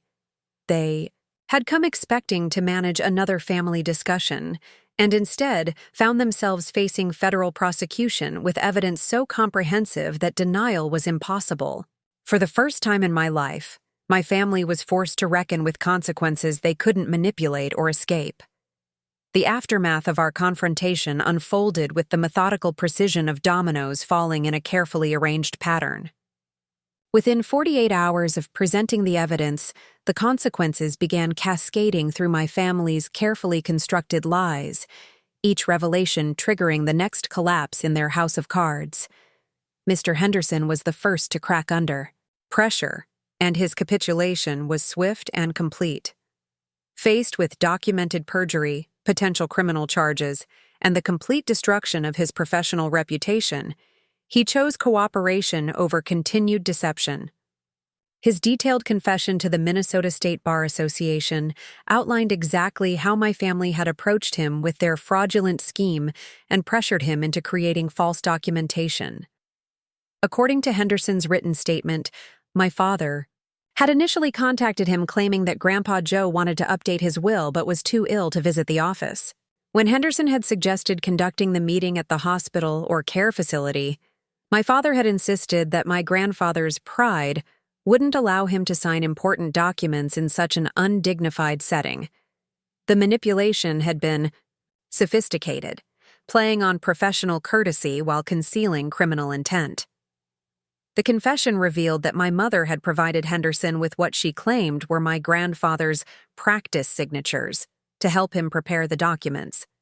Properly, these practice signatures were actually forgeries she had created by tracing over old birthday cards and letters, explaining why the signature on the fraudulent will looked similar to Grandpa Joe's handwriting but lacked the natural flow and pressure variations of genuine signatures.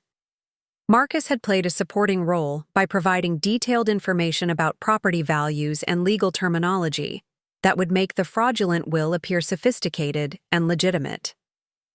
His job had been to ensure that the document contained enough technical language to discourage scrutiny while including provisions that would maximize his inheritance and minimize questions about the distribution. The Minnesota State Bar Association suspended Henderson's license pending a full investigation, and his law firm immediately terminated his partnership to avoid being implicated in the fraud. 20 years of legal practice destroyed in a matter of days, all because he had chosen to participate in a scheme that any first-year law student would have recognized as criminal. The probate court moved with surprising speed once Margaret filed our formal challenge to the fraudulent will. Judge Patricia Larson had handled thousands of estate cases during her career, but she later told Margaret that she'd rarely seen such clear-cut evidence of systematic elder abuse and document fraud. The fraudulent will was invalidated within 2 weeks, and the legitimate will I'd found in Grandpa Joe's strongbox was officially recognized as his true final testament. But the legal vindication was only the beginning of the consequences my family faced. The story broke in the Cedar Falls Tribune when court documents became public record, and the headline read, "Local Family Accused of Defrauding War Veterans' Estate." The article detailed the entire conspiracy, complete with quotes from Dr. Chen about elder abuse warning signs and statements from Margaret about the sophisticated nature of the fraud. The impact on my parents' social standing was immediate and devastating. My father had served on the board of the local Veterans of Foreign Wars chapter for over a decade, and he was quietly asked to resign once news of his participation in defrauding a fellow veteran became public. My mother lost her position as treasurer of the Cedar Falls Women's Club when members expressed concern about trusting someone who had been involved in financial fraud with their organization's funds. Marcus faced even more severe consequences because his role in the conspiracy directly threatened his future career prospects. He had been planning to apply for law school after finishing his undergraduate degree, but criminal charges for elder abuse and financial fraud made admission to any reputable program virtually impossible. His college football coach also suspended him from the team pending the outcome of the criminal investigation, citing conduct detrimental to the university's reputation. The criminal charges were filed by the Minnesota Attorney General's office after they reviewed the evidence Margaret had compiled. Elder abuse involving financial exploitation was a felony in Minnesota, carrying potential sentences of up to 10 years in prison and substantial financial penalties. The federal authorities also became involved because the fraud had crossed state lines when Marcus had been in California during some of the alleged will conferences. Perhaps the most satisfying consequence was watching the elaborate justifications my family had constructed crumble under public scrutiny. The narrative about traditional inheritance customs and gender-based property management that had seemed so convincing in Henderson's conference room appeared ridiculous and archaic when examined by prosecutors, journalists, and community members. Who knew the real story of my relationship with Grandpa Joe? The Cedar Falls Veterans Home, where I had spent countless weekends visiting my grandfather, issued a public statement supporting me and condemning elder abuse in all its forms. Several staff members provided testimony about my consistent presence and genuine care, contrasting it with other family members who had shown interest only when inheritance was discussed. My former high school principal, who had known our family for decades, wrote a letter to the Tribune describing me as a young woman who exemplified the values of service and dedication that her grandfather had instilled through his own example. The community support was overwhelming and completely contradicted my family's attempts to portray me as a greedy, vindictive person who was destroying family harmony for financial gain. The property transfer process revealed additional consequences that my family hadn't anticipated. When the legitimate will was probated, I inherited not just the 200 acres and farmhouse, but also substantial life insurance policies, investment accounts, and mineral rights that my grandfather had. Never mentioned, the total value of the legitimate inheritance was actually higher than the fraudulent will had indicated, suggesting that my family had been planning to steal even more than they'd initially revealed. Marcus was forced to vacate the property he'd been occupying, and the humiliation of having to return keys to land he'd never legitimately owned was compounded by the fact that his brief period of ownership had been documented in local real estate records. Everyone in Cedar Falls now knew that he'd been living on stolen property and presenting himself as the rightful heir to assets he'd helped steal. The financial consequences extended beyond just the inheritance distribution. My family faced substantial legal bills for their defense attorneys, court costs, and potential restitution payments. The money they'd thought they were gaining through fraud was being consumed by the legal expenses required to defend their criminal actions. But perhaps the most profound consequence was the complete destruction of the family relationships they'd claimed they were trying to preserve. Their elaborate conspiracy had been designed to maintain family harmony while secretly redistributing inheritance. but the exposure of their lies had created permanent fractures that could never be repaired. The irony was inescapable. In trying to steal my inheritance while maintaining family unity, they had lost both the money and the family they claimed to value. 6 months after the fraudulent will was invalidated, I stood in the apple orchard that my grandfather had planted 40 years earlier, watching the morning sun filter through branches heavy with fruit that he would never see ripen. The property was officially mine now, every acre legally recognized as the inheritance I'd earned through 15 years of genuine devotion, rather than gender-based entitlement or family manipulation. The transformation of my life had been profound and complete. Where I'd once been the overlooked daughter whose contributions were minimized and whose worth was questioned, I was now the sole inheritor of a legacy that represented everything my grandfather had built through decades of hard work and careful stewardship. The woman who had been told she was too emotional for property management was now successfully overseeing agricultural operations, rental properties, and investment portfolios that comprised a multi-million-dollar estate. But the most significant change wasn't financial.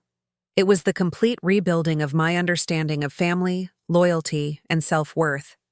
The people who had raised me to believe that love was conditional on compliance had revealed themselves to be capable of systematic fraud against the most vulnerable member of our family.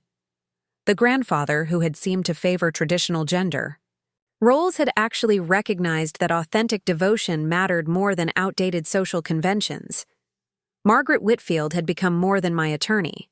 She'd become a mentor who taught me that seeking justice wasn't vindictive but necessary.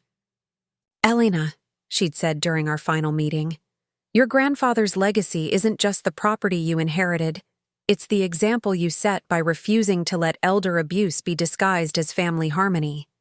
Other families are watching this case, learning that they don't have to accept manipulation just because it comes from relatives." The criminal proceedings had concluded with plea agreements that reflected the severity of my family's crimes while acknowledging their cooperation once the evidence became overwhelming. My father received 18 months in federal prison for elder abuse and conspiracy, a sentence that would forever mark him as someone who had victimized a veteran and family member. My mother's sentence was reduced to probation and community service because of her secondary role, but she was required to participate in elder abuse prevention programs and financial restitution. Marcus faced the most comprehensive consequences, because his youth meant he had decades ahead to rebuild from the foundation of choices he'd made. His felony conviction for financial fraud made law school impossible and limited his employment opportunities to positions that didn't require background checks or professional licensing. The athletic scholarship that had defined his identity was permanently revoked, and he was forced to finish his education at a community college while working part-time jobs to pay for living expenses he'd never had to consider before. Henderson and Associates dissolved as a partnership after Henderson's conviction, with the remaining partners forming a new firm that publicly distanced itself from estate fraud and implemented rigorous oversight procedures. Henderson himself served 8 months in minimum security prison and was permanently disbarred, ending a legal career that had taken decades to build and moments to destroy through willing participation in obvious crimes. The property itself had become a source of healing and purpose that I'd never anticipated. Working with agricultural extension agents and local farmers, I'd learned to manage the land in ways that honored my grandfather's conservation principles while implementing modern, sustainable practices. The apple orchard produced enough fruit to supply 3 local farmers' markets, and the rental income from leasing portions of the farmland to neighboring operations provided steady revenue that supported ongoing improvements and maintenance. I also discovered aspects of my inheritance that my family's fraudulent scheme had never accounted for. Hidden in my grandfather's personal papers were detailed journals documenting his farming experiments, weather observations, and philosophical reflections about land stewardship that revealed the depth of his thinking about legacy and responsibility. Reading his thoughts about leaving the land better than I found it had inspired me to establish a scholarship fund for young women pursuing careers in agriculture environmental science, or veteran advocacy. The scholarship fund, which I named the Joseph Morrison Memorial Award for Service and Stewardship, provided annual grants to students who demonstrated the kind of dedication to others that my grandfather had valued most. The first recipient was a nursing student whose grandfather was a Vietnam veteran, and presenting that award felt like completing a circle that connected my grandfather's values to a new generation of young women who refused to be limited by others' expectations.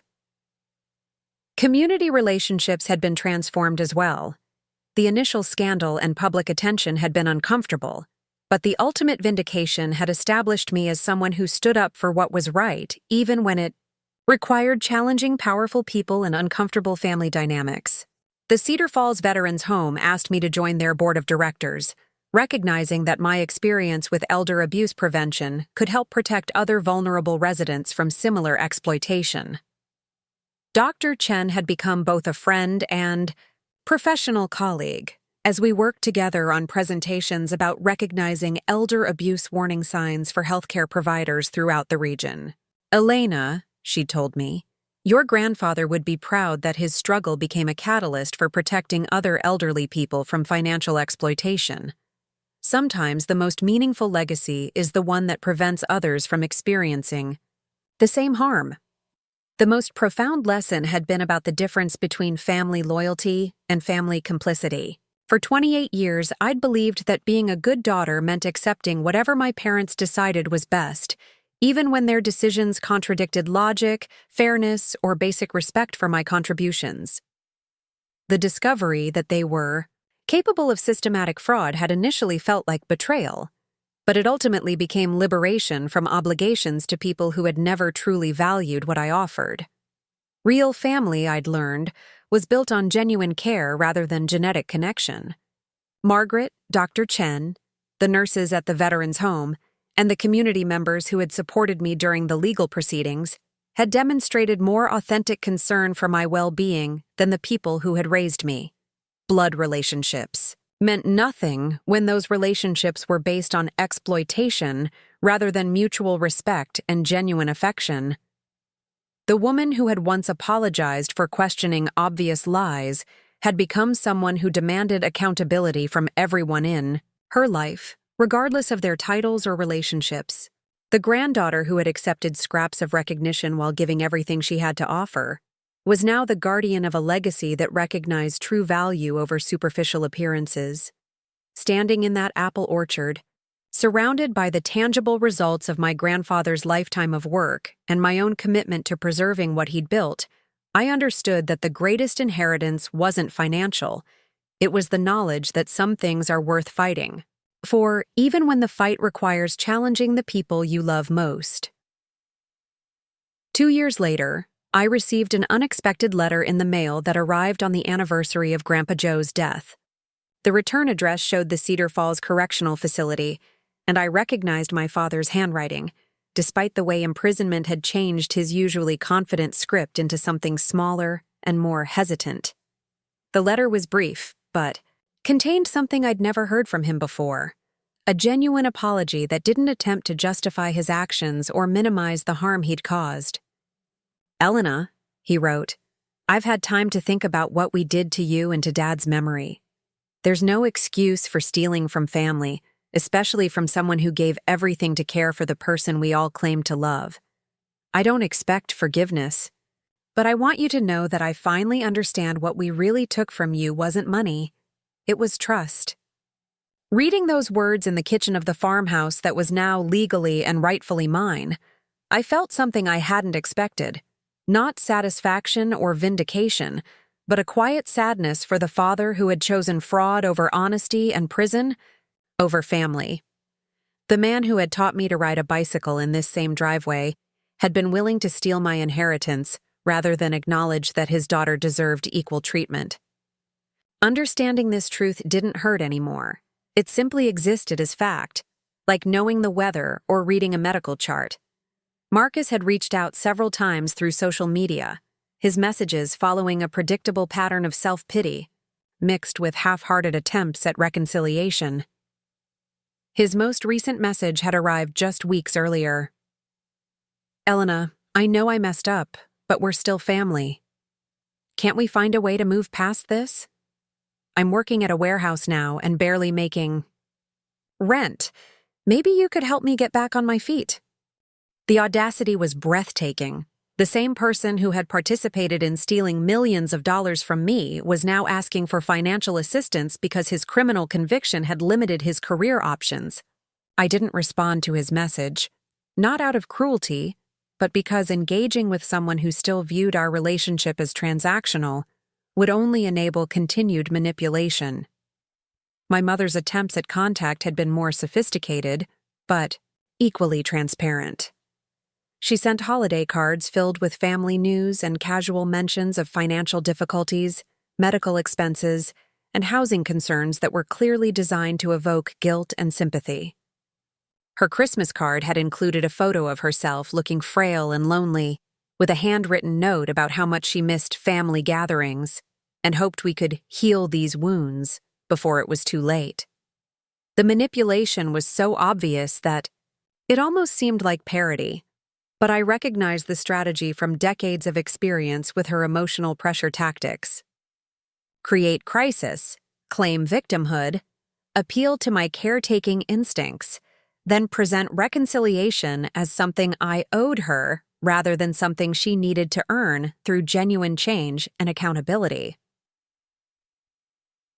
The Joseph Morrison Memorial Scholarship had expanded beyond my initial vision, growing into a program that provided educational support for 30 young women each year. The recipients came from backgrounds similar to mine: daughters who had been told they were less valuable than their brothers, granddaughters who had been expected to provide care without receiving recognition, young women who had learned to fight for respect in families that considered their contributions secondary to male achievements. Each scholarship award ceremony reminded me why preserving my grandfather's true legacy had been worth the pain of exposing my family's crimes. Watching recipients accept their awards with pride and determination, knowing that my grandfather's resources were supporting women who refused to accept limitations based on gender expectations, felt like the most authentic way to honor what he had actually valued. The property itself had become a sanctuary that attracted visitors seeking similar healing from family trauma and financial abuse.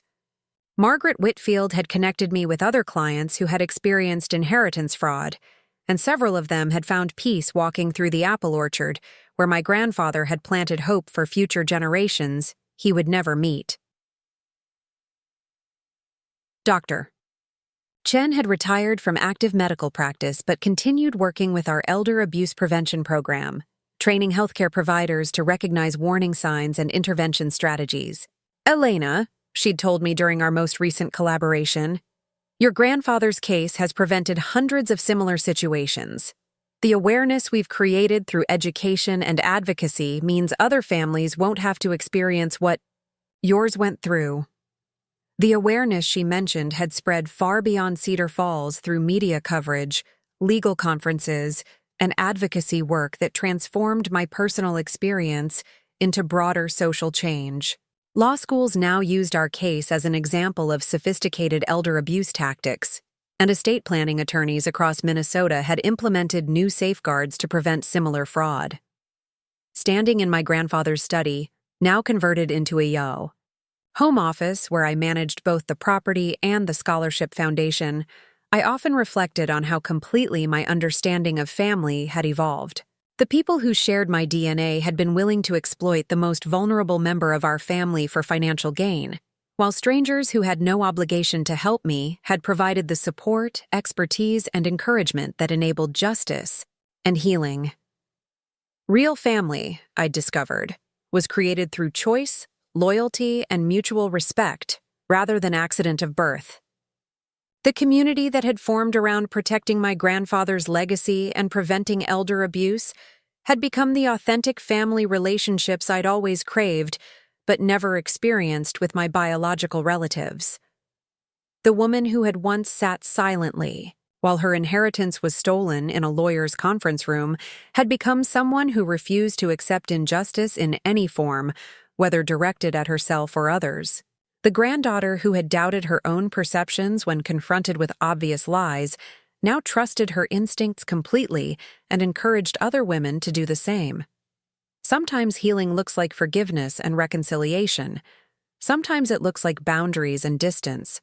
And sometimes, like in my case, it looks like transformation. Taking the worst betrayal of your life and using it to create something meaningful that protects others from experiencing similar harm while honoring the memory of someone who truly loved you. 2 years later, I received an unexpected letter in the mail that arrived on the anniversary of Grandpa Joe's death. The return address showed the Cedar Falls Correctional Facility, and I recognized my father's handwriting despite the way imprisonment had changed his usually confident script into something smaller and more hesitant. The letter was brief, but contained something I'd never heard from him before.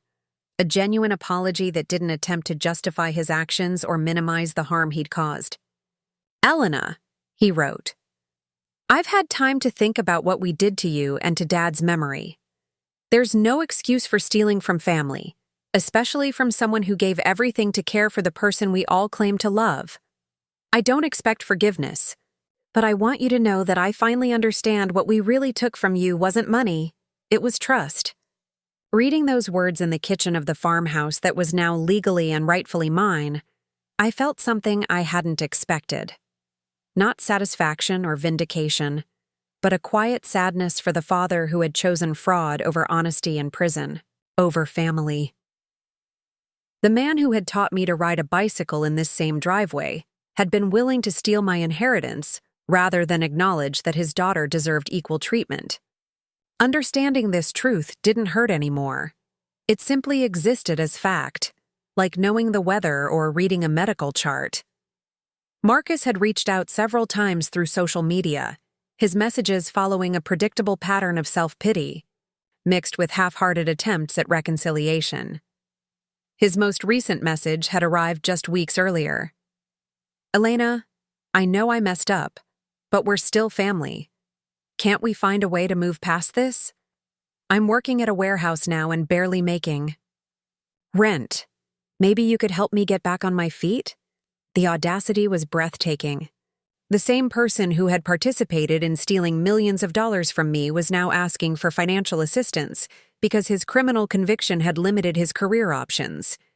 I didn't respond to his message, not out of cruelty, but because engaging with someone who still viewed our relationship as transactional would only enable continued manipulation. My mother's attempts at contact had been more sophisticated, but equally transparent. She sent holiday cards filled with family news and casual mentions of financial difficulties, medical expenses, and housing concerns that were clearly designed to evoke guilt and sympathy. Her Christmas card had included a photo of herself looking frail and lonely, with a handwritten note about how much she missed family gatherings and hoped we could heal these wounds before it was too late. The manipulation was so obvious that it almost seemed like parody, but I recognized the strategy from decades of experience with her emotional pressure tactics. Create crisis, claim victimhood, appeal to my caretaking instincts, then present reconciliation as something I owed her rather than something she needed to earn through genuine change and accountability.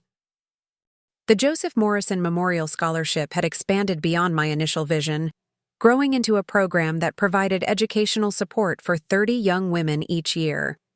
The recipients came from backgrounds similar to mine, daughters who had been told they were less valuable than their brothers, granddaughters who had been expected to provide care without receiving recognition, young women who had learned to fight for respect in families that considered their contributions secondary to male achievements. Each scholarship award ceremony reminded me why preserving my grandfather's true legacy had been worth the pain of exposing my family's crimes. Watching recipients accept their awards with pride and determination, knowing that my grandfather's resources were supporting women who refused to accept limitations based on gender expectations, felt like the most authentic way to honor what he had actually valued. The property itself had become a sanctuary that attracted visitors seeking similar healing from family trauma and financial abuse. Margaret Whitfield had connected me with other clients who had experienced inheritance fraud, and several of them had found peace walking through the apple orchard where my grandfather had planted hope for future generations he would never meet. Doctor. Chen had retired from active medical practice but continued working with our elder abuse prevention program, training healthcare providers to recognize warning signs and intervention strategies. Elena, she'd told me during our most recent collaboration, your grandfather's case has prevented hundreds of similar situations. The awareness we've created through education and advocacy means other families won't have to experience what yours went through. The awareness she mentioned had spread far beyond Cedar Falls through media coverage, legal conferences, and advocacy work that transformed my personal experience into broader social change. Law schools now used our case as an example of sophisticated elder abuse tactics, and estate planning attorneys across Minnesota had implemented new safeguards to prevent similar fraud. Standing in my grandfather's study, now converted into a home office where I managed both the property and the scholarship foundation, I often reflected on how completely my understanding of family had evolved. The people who shared my DNA had been willing to exploit the most vulnerable member of our family for financial gain, while strangers who had no obligation to help me had provided the support, expertise, and encouragement that enabled justice and healing. Real family, I'd discovered, was created through choice, loyalty, and mutual respect rather than accident of birth. The community that had formed around protecting my grandfather's legacy and preventing elder abuse had become the authentic family relationships I'd always craved, but never experienced with my biological relatives. The woman who had once sat silently, while her inheritance was stolen in a lawyer's conference room, had become someone who refused to accept injustice in any form, whether directed at herself or others. The granddaughter who had doubted her own perceptions when confronted with obvious lies now trusted her instincts completely and encouraged other women to do the same. Sometimes healing looks like forgiveness and reconciliation. Sometimes it looks like boundaries and distance. And sometimes, like in my case, it looks like transformation. Taking the worst betrayal of your life and using it to create something meaningful that protects others from experiencing similar harm while honoring the memory of someone who truly loved you. Last month, I received a call that brought everything full circle. A young woman named Sarah from Portland had seen our story online and needed help. Her family was pressuring her elderly grandmother to change her will, using the exact same tactics my family had employed. Dr. Chen and I flew to Oregon, armed, with the knowledge we'd gained from my grandfather's case, and helped Sarah document the attempted fraud before it could succeed. Watching Sarah stand up to her family's manipulation with confidence I'd never possessed at her age reminded me why every painful moment of this journey had been worthwhile. Her grandmother's true will remained intact, her inheritance stayed protected, and most importantly, an elderly woman's final wishes were honored instead of corrupted by greed disguised as family loyalty. That case became the foundation for our new organization, the Morrison Foundation for Elder Justice, which provides legal resources and emotional support for families facing inheritance fraud. We've handled over 200 cases in the past year, saving millions of dollars in stolen inheritances while teaching families that love doesn't require accepting abuse. Today, 3 years after that devastating meeting at Henderson and Associates, I wake up every morning in the house my grandfather built, surrounded by evidence of what's possible when you refuse to let others define your worth. The apple trees he planted are thriving, the scholarship recipients are changing the world, and elder abuse prevention programs are protecting vulnerable people across the country. My story isn't just about reclaiming stolen inheritance, it's about reclaiming stolen power, stolen voice, and stolen dignity. It's proof that the people who underestimate you often create the exact motivation you need to become more successful than they ever imagined possible. If this story resonated with you, if you've ever felt overlooked because of your gender, your age, or your willingness to challenge family dysfunction, remember this. You don't need their permission to claim what's rightfully yours. You just need the courage to fight for it. And if you want to hear more stories about ordinary people who refuse to accept extraordinary injustice, make sure to subscribe to our channel. Every subscription helps us reach more people who need to know that standing up to family manipulation isn't betrayal, it's survival. Hit that subscribe button and join a community of people who believe that truth matters more than keeping the peace.